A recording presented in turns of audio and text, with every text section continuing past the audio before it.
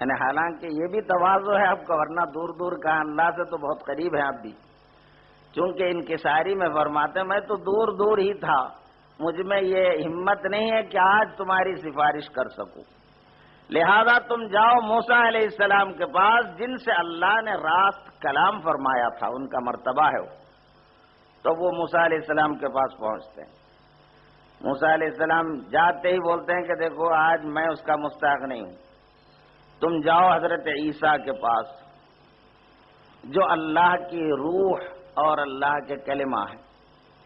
تو سب عیسیٰ علیہ السلام کے پاس جاتے ہیں، حضرت عیسیٰ فرماتے ہیں میں اس کا مستحق نہیں ہوں، جاؤ تم محمد الرسول اللہ کے پاس، وہاں تمہارا کام بن سکے گا۔ اب پوری امت سرکار کے پاس آتی ہے، اور حدیث شریف میں ہے کہ میں اٹھ کھڑا ہوں گا، مجھے اجازت مل جائے گی کہ سفارش کرے۔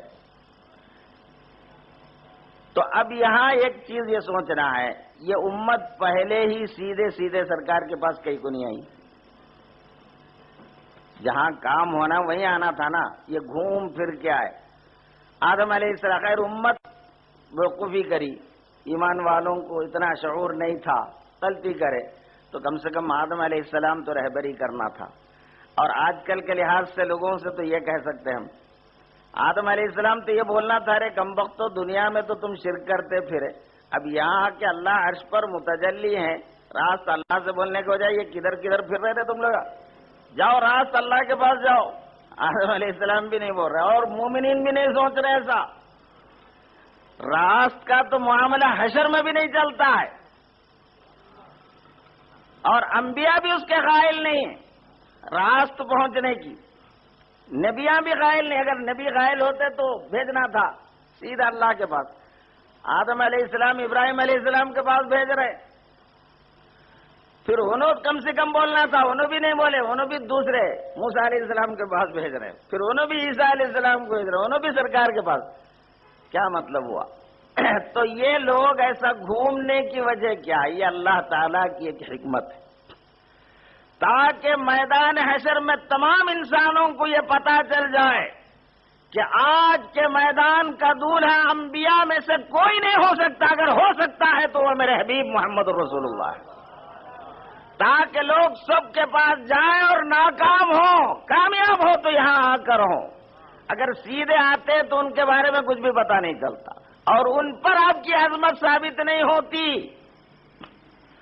اس لیے اللہ تعالیٰ نے تمام لوگوں کے دلوں میں یہ کیفیت ڈالی کہ جاؤ آدم علیہ السلام کے پاس، پھر وہاں سے رہبری ہو رہی ابراہیم علیہ السلام کے پاس، وہاں سے موسیٰ علیہ السلام کے پاس، وہاں سے عیسیٰ علیہ السلام کے پاس، پھر آخر میں آتے ہیں سرکار جب اٹھ کھڑے ہوتے ہیں ہاں میں اس کا مستحق ہوں، اور اللہ سے جب اجازت لیں فوراً آپ کو اجازت مل جاتی ہے اور آپ سفارش کرتے ہیں، تو گویا میدان حشر میں پوری کائنات کے آپ آنکھوں کے تارا بن جاتے ہیں، سب کے سامنے آپ کی عظمت اور مرتبہ ثابت ہو جاتا ہے۔ تو جب میدان حشر میں اتنی بڑی شان کی عظمتیں رکھنے والے نبی کی امتیوں کی بھی تو آخر کچھ شان ہوتی ہے، سارے امت کے مقابلے میں اس نبی کی امت کی بھی کافی عظمت ہو جائے گی، چونکہ نسبت ہم کو سرکار سے ہے، دیگر انبیاء سے نہیں۔ تو سرکار دو جہاں صلی اللہ علیہ وسلم کے امتی کے طور پر حشر میں جمع ہونا، سرکار کے گروہ میں شامل ہونا کتنی بڑی عظمت کا حامل ہوتا ہے۔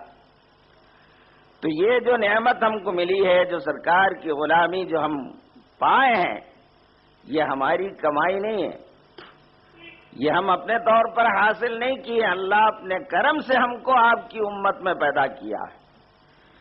اتنے بڑے عظیم نبی کی امت میں جب ہم کو اللہ نے پیدا فرمایا ہے، تو یہ عظمت کو قائم رکھنے کے لیے ہمارے اندر ہمارے نبی کی عظمت اور مرتبہ کتنی ہونی چاہیے۔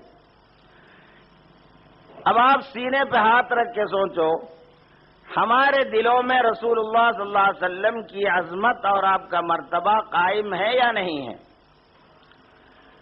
یعنی ایمان کے ناطے آپ بولو کہ سرکار کی عظمت، سرکار کی بڑھائی اور مرتبہ جو کچھ کہ اللہ نے آپ کو عطا کیا ہے، آپ اس کو مانتے ہیں کہ نہیں مانتے؟ مانتے ہیں، سرکار کی عظمت بھی کرتے ہیں، احترام بھی کرتے ہیں، چرچا بھی کرتے ہیں، نعرے بھی لگاتے ہیں، سب کچھ کرتے ہیں، مگر دوستو اللہ تعالیٰ آپ کا یہ دعویٰ قیامت میں نہیں سننے والا۔ تم کیا دعویٰ کرتے تھے، کیا نعرے لگاتے تھے، کتنا پکارتے تھے، یہ سب نہیں دیکھا جاتا، بلکہ اللہ فرماتا ہے تمہارے دلوں میں کیا تھا وہ نکال لیا جائے گا۔ واقعی رسول کی عظمت تمہارے دل میں تھی یا نہیں، اللہ کے رسول کا احترام اور اللہ کا احترام تمہارے قلوب میں تھا یا نہیں ہے، دلوں میں تھا یا نہیں، اس کو دیکھا جائے گا۔ تو جس کے دل میں رسول کی عظمت ہوتی ہے، رسول کی ذات کی عظمت جس کے دل میں ہو، کیا وہ شخص رسول کی بات کو ٹھکرا سکتا ہے؟ رسول کی بات کو، ذات کا احترام ہے تو بات کا احترام نہیں کرے گا وہ۔ آپ میں سے کوئی نوجوان اپنے باپ کی تعریف کر رہا، میں اپنے باپ کا فرما بردار ہوں، میرے باپ بڑے ہیں، بہتر ہے، وہ ہیں، یہ ہیں، کیا کیا ہے بول رہے ہیں آپ اپنے باپ کی، لیکن باپ بلا کے بولے بیٹے ادھر آؤ، ذرا ایئرپورٹ جا کے آؤ، فلاں آدمی آ رہے ہیں، تم ذرا ان کو ریسیو کر لو، تو تم سیدھا ایئرپورٹ جانے کے بجائے چار مینار کو چلے گئے۔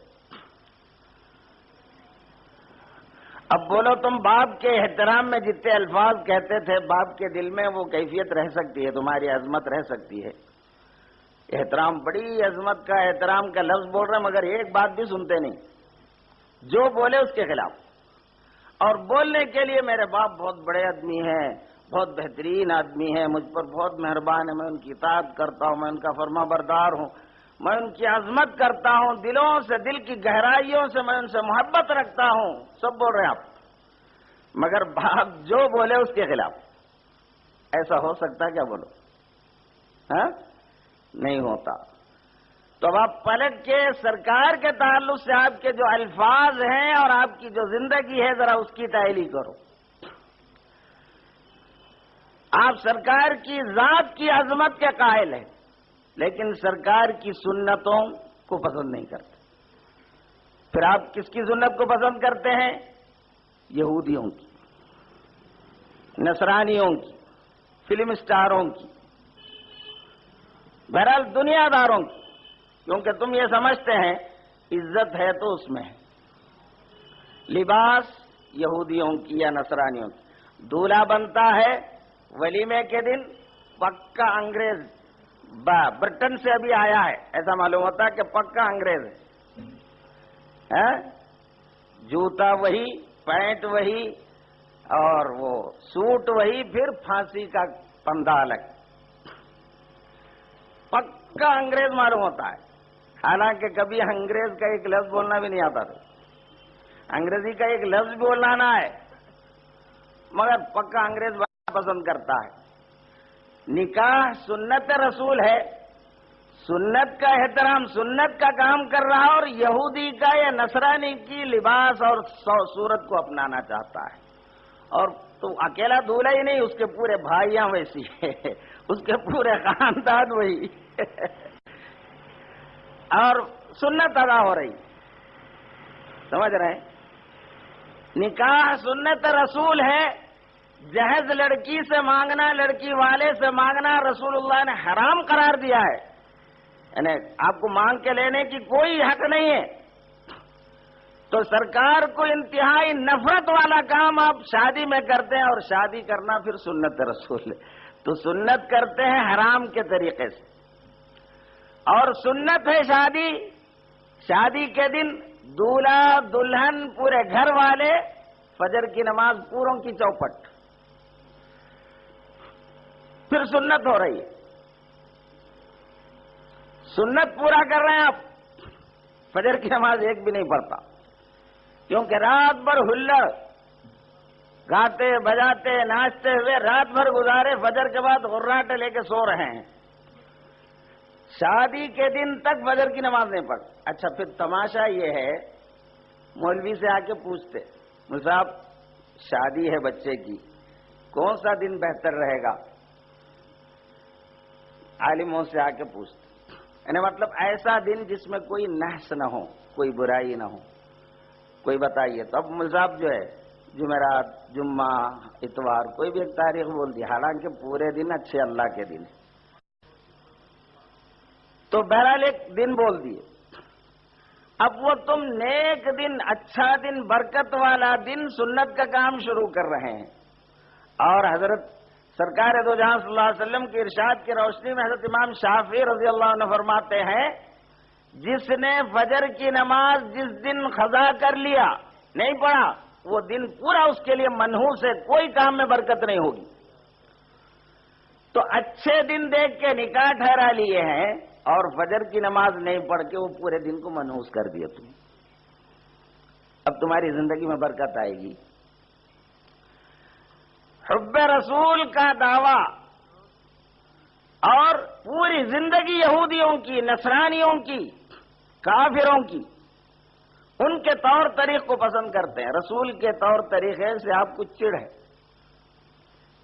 فرض نہیں پڑھ رہے، فرض ادا نہیں ہو رہا ہے، تو سنتوں کا تو کیا ذکر ہو سکتا ہے۔ تو دوستو، میں ایک کھری بات آپ کو سنا رہا ہوں۔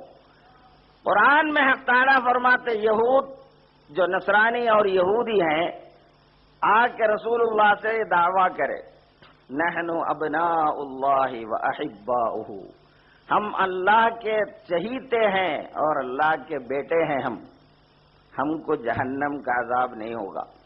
کون یہودی نصرانی آ کے دعویٰ کرے تو قرآن میں حق تعالیٰ فرماتا ہے، قل، اے حبیب آپ ان سے فرما دیجئے، ان کنتم تحبون اللہ، اگر تم اللہ سے محبت کا دعویٰ کرتے ہو، واقعی اگر تم کو اللہ سے محبت ہے تو پھر فاتبعونی، میری پیروی کرو، میرے طور طریق کو اپناؤ، اعتقاد میں، اعمال میں، زندگی میں، پورے میری کاپی بن جاؤ، میری پیروی کرو۔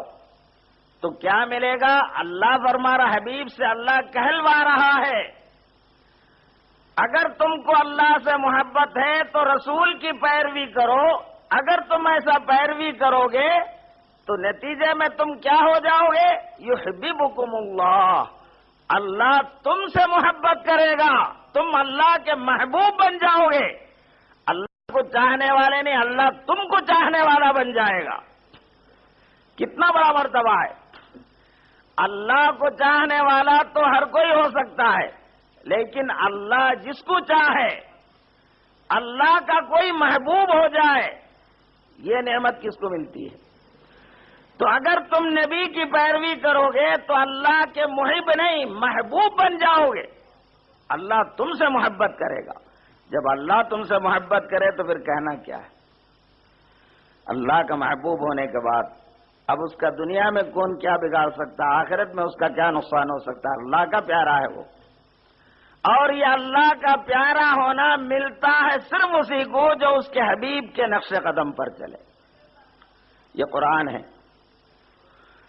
تو دوستو، یہ ہمارا فقط دعویٰ، حب رسول کا دعویٰ، عظمت رسول کا دعویٰ، صرف دعویٰ کافی نہیں، بلکہ زندگی میں بھی ہم اس دعوے کو نبھانا چاہیے، ثابت کرنا چاہیے۔ جیسے میں نبی کی ذات کا احترام کرتا ہوں، آپ کی بات کا بھی احترام کرتا ہوں، آپ کی پسند کا بھی احترام کرتا ہوں۔ جو میرے نبی کو پسند ہے وہی میں پسند کروں گا، جو میرے نبی کو ناپسند ہے میں اسے ناپسند کروں گا۔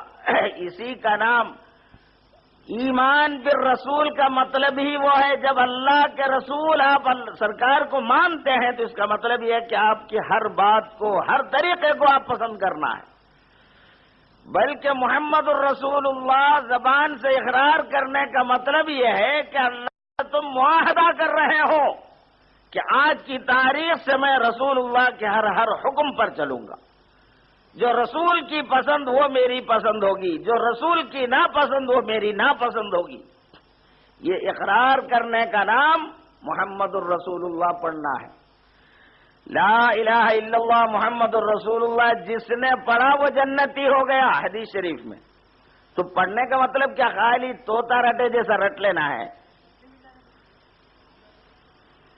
طوطے کو سکھائے، کیا سکھائے؟